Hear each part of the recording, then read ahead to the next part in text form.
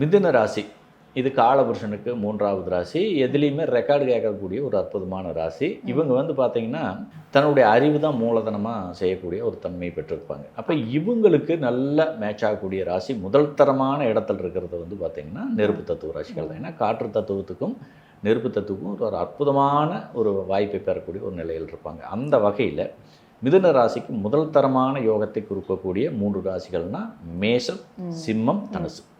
இந்த 3 நெருப்பு தத்துவ ராசிகளும் மிதுன ராசியை சேர்ந்தவர்களுக்கு ரொம்ப அற்புதமான இல்லற வாழ்க்கையை வழங்குவாங்க. குறிப்பாக சொல்லணும்னா இந்த தனுசு ராசியை சேர்ந்தவர்கள் சமசப்த ராசியாக வருவாங்க. இவர்கள் வந்து பார்த்திங்கன்னா இவங்களுடைய வாழ்க்கையில் மிகப்பெரிய மாற்றங்களை தருவாங்க.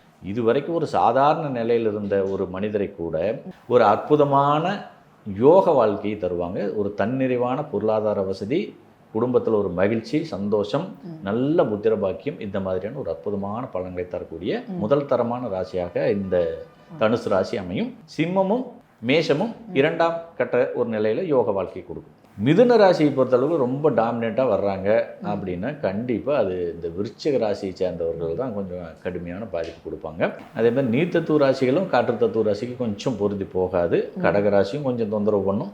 மீன ராசியும் கொஞ்சம் பாதிப்பை ஏற்படுத்தத்தான் செய்யும்.